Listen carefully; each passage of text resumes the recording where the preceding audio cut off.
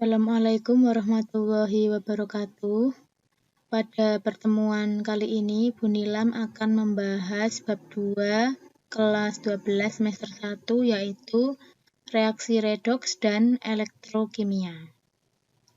Nah, yang pertama kita belajar dulu tentang konsep reaksi redoks ya.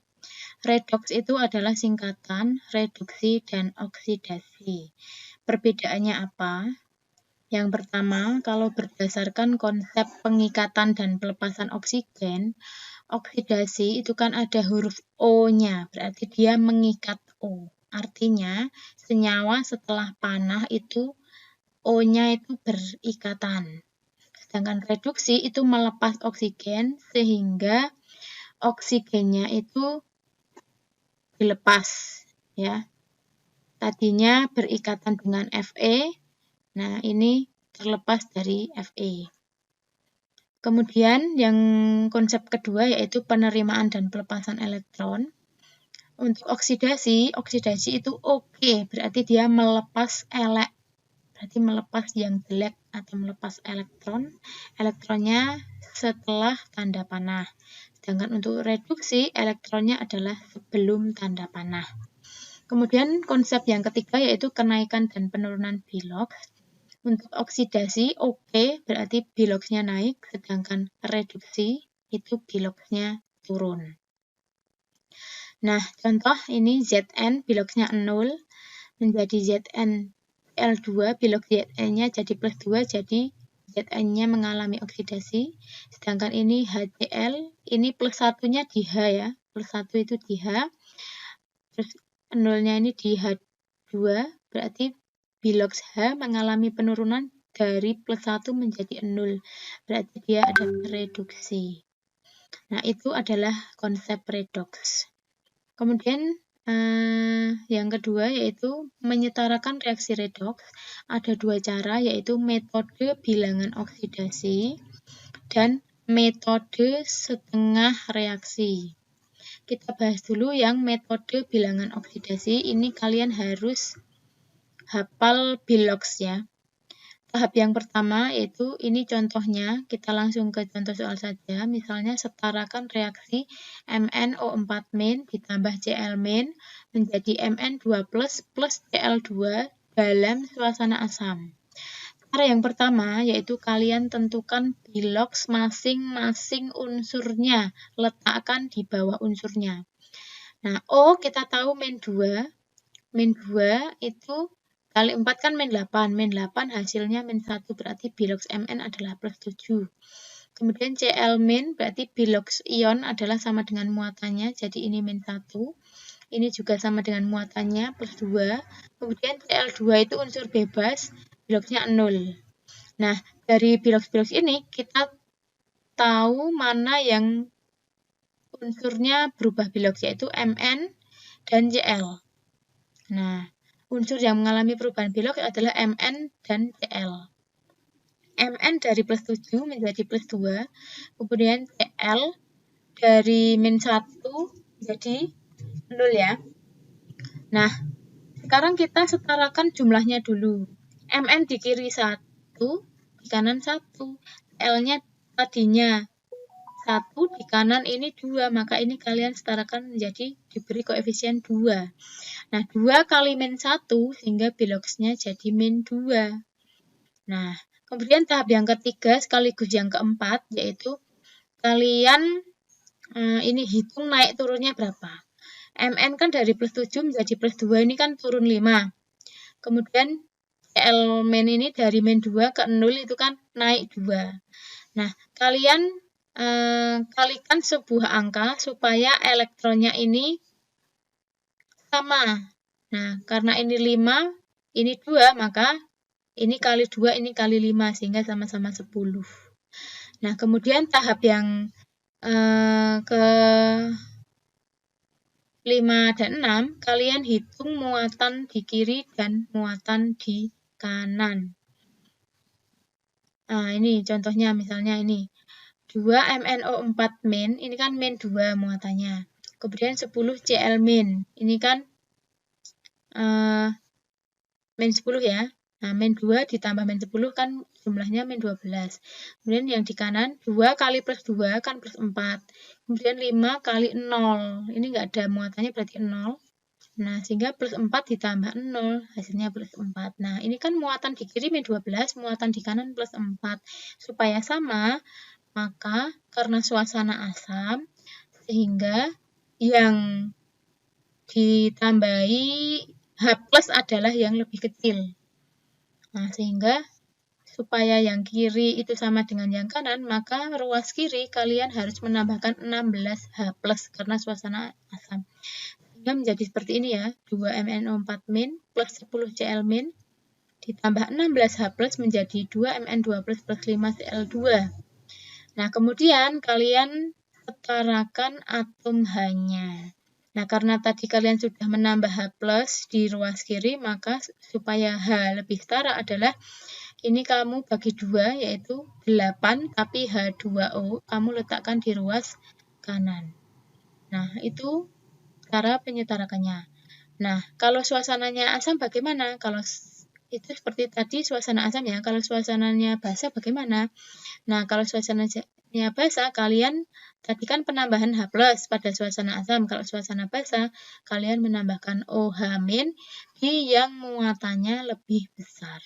Jadi misalnya ini suasana basa, kalian harus tambah 16 OH- di ruas kanan yang muatannya lebih besar. Itu saja. Kemudian untuk metode setengah reaksi itu pada dasarnya hampir sama. Kalian hitung dulu biloks-biloksnya ya. Nah, ini contoh soal Cr2O7 2- ditambah C2O4 2- menjadi Cr3 plus CO2 suasana asam.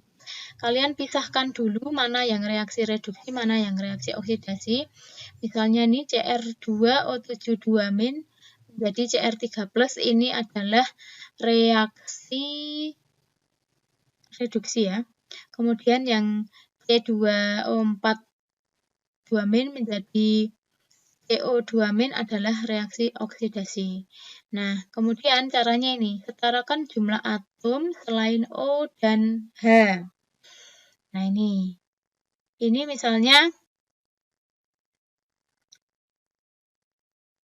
O-nya ada 7. Setarakan jumlah atom selain O dan H. R-nya dulu, berarti ini yang saya beri warna. Ini CR-nya di sini 2, di sini 1, kalian setarakan menjadi 2. Kemudian di sini C-nya 2, di sini C-nya 1, maka ini kalikan 2. Kemudian O, setarakan jumlah atom O dengan cara menambah H2O pada ruas yang kekurangan atom O sejumlah kekurangannya. Jadi misalnya ini adalah setarakan O, di sini O-nya 7, maka di kanan di ruas lawannya kalian tambah 7H2O. Nah, kemudian yang ini O-nya sudah 4, ini O-nya sudah 4 sama, maka biarkan saja. Kemudian setarakan jumlah atom H dengan cara menambah H plus di ruas yang kekurangan. Nah, ini tadi kan hanya 14, ini hanya nggak ada, maka kalian tambah 14 H plus di sini. Kemudian setarakan muatan kedua ruas dengan cara menambah elektron di ruas yang muatannya lebih besar. Nah, kalian hitung muatannya. Di kiri ini min 2 tambah 14 berarti plus 12. Di kanan plus 3 kali 2 plus 6. Nah, untuk yang reaksi ini ruas kiri min 2, ruas kanan 0. Maka supaya setara, kalian ini tambah 6E. Nah, supaya ini muatannya sama ya. Ini kan min 2 tambah 14 H plus kan jadi plus 12, sedangkan di kanan kan 6. Maka ini kalian tambah 6 elektron. Sedangkan yang reaksi ini kalian tambah 2 elektron supaya muatannya sama. Nah, ini ketemu 6E, ini 2E. Kalian hilangkan elektronnya dengan mengalihkan suatu angka. Sehingga nanti elektronnya bisa dicoret. Setelah itu kalian jumlahkan kedua reaksinya dan itulah cara menyetarakannya. Kemudian yang selanjutnya yaitu elektrokimia. Elektrokimia adalah hubungan reaksi kimia dengan energi listrik. ada dua ya, yaitu sel volta dan elektrolisis. Bedanya apa? Kalau sel volta mengubah energi kimia menjadi energi listrik, katoda positif, anoda negatif. Kalau elektrolisis mengubah energi listrik menjadi energi kimia, katodanya itu bermuatan negatif, anodanya bermuatan positif. Nah, persamaannya apa? Persamaannya adalah keduanya ini memiliki katoda dan anoda. Katoda itu pasti mengalami reduksi atau disingkat karet, sedangkan anoda itu pasti mengalami oksidasi. Nah, yang pertama kita bahas dulu sel volta. Sel volta itu gambarnya seperti ini ya. Ini anoda, ini katodanya. Nah, ini anodanya Zn dalam larutan ZnSO4, ini katodanya Cu dalam larutan CuSO4, ini jembatan garang. Ini fungsinya adalah untuk menetralkan muatan listrik. Kemudian untuk menghitung enol sel, itu rumusnya ini enol reduksi dikurangi enol oksidasi. Nah, ini misalnya, ini ya, cara perhitungannya. Kemudian untuk notasi sel atau diagram sel, itu kalian tulis anodanya yang di sebelah kiri, anoda, terus garis 1, anoda yang bermuatan, terus garis 2, katoda yang bermuatan, garis 1, kemudian katodanya apa. Contohnya ini tadi, anodanya kan Zn, terus ionnya Zn2+, garis 2, kemudian katodanya yang bermuatan Cu2+, kemudian garis 1, Cu. Itu adalah cara penulisan diagram sel.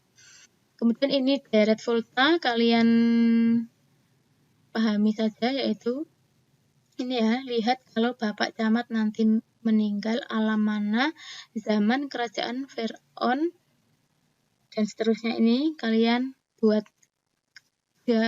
jembatan keledai sendiri ya, supaya mudah dihafalkan. Makin ke kiri, enolnya lebih kecil, mudah dioksidasi, reduksi kuat. Makin ke kanan, enolnya lebih besar, mudah direduksi atau oksidator kuat. Nah, sel volta digolongkan menjadi sel primer dan sel sekunder. Kalian bisa baca sendiri. Nah, sekarang saya bahas di sel elektrolisis. Sel elektrolisis, kalau ini gelasnya cuma satu ya. Nah, ini gelasnya cuma satu. Kemudian reaksi elektrolisis itu yang pertama kamu perhatikan adalah ini, reaksi di katoda itu lihat kationnya. Kationnya apakah golongan 1A, 2A, 3A, atau ALMN? Maka air yang tereduksi reaksinya ini reaksinya jangan diganti-ganti. Kemudian kalau bukan ini kationnya, maka yang tereduksi adalah ion itu sendiri. Misalnya Ag, berarti Ag sendiri yang tereduksi. Kemudian reaksi di anoda adalah,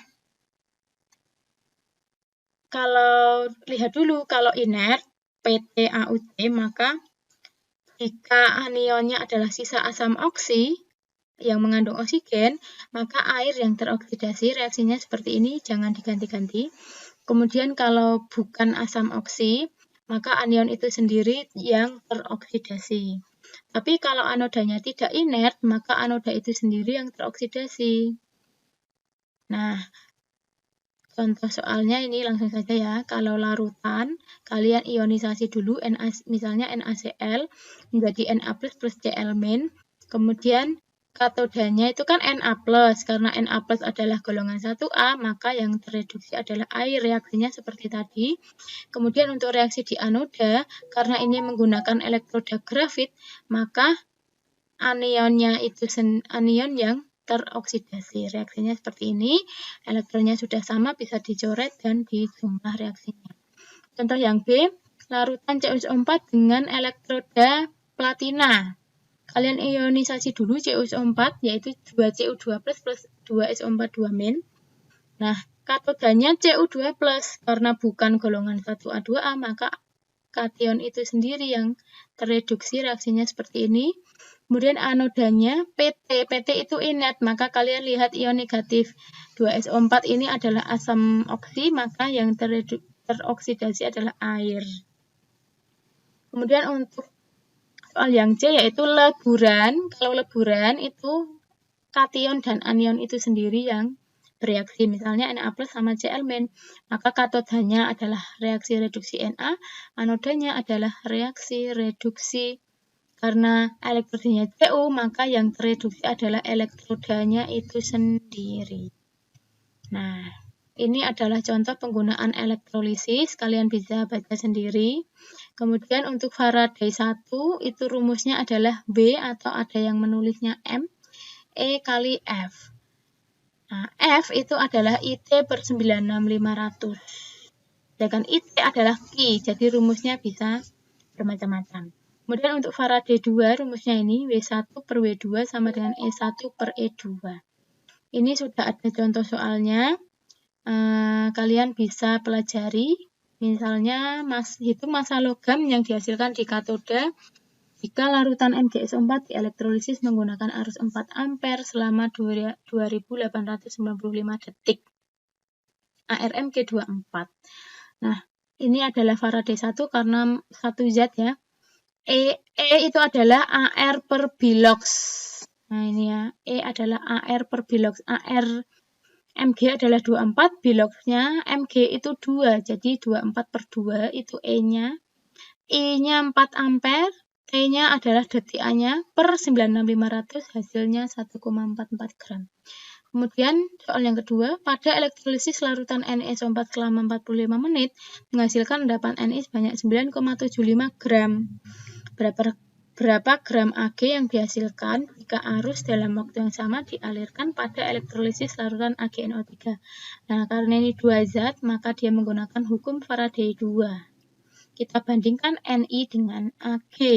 Masukkan saja rumusnya. Wni per Wag sama dengan Eni per Eag. Kalian ingat tadi W itu massa Ni, massa Ni-nya 9,75 per W massa Ag yang kita cari. Kemudian Eni kita cari dulu AR per Bilox. AR-nya Ni 58,5, Bilox-nya 2 ya, NiSO4, Ni-nya berarti Bilox-nya 2. Kemudian Eag adalah AR Ag 108 per Bilox Ag itu 1. Sehingga ketemu massa Ag adalah 36 gram. Nah, kemudian korosi adalah perkaratan pada besi ya. Rumus karat besi itu ini Fe2O3 X H2O. Nah, ini kalian bisa baca sendiri cara-cara mencegah korosi. Nah, kemudian tugas kalian adalah mempelajari bab 2 redoks dan elektrokimia, bisa dari LKS atau dari mana saja. Kemudian kamu ringkas poin-poin yang penting, tapi di buku ya, jangan di kertas. Nanti bisa ditunjukkan ke saya sebelum semesteran untuk tambahan nilai jika kalian merangkum. Kemudian untuk pertemuan berikutnya, kalian pelajari bab 2 karena nanti akan saya ambil penilaian. Terima kasih. Wassalamualaikum warahmatullahi wabarakatuh.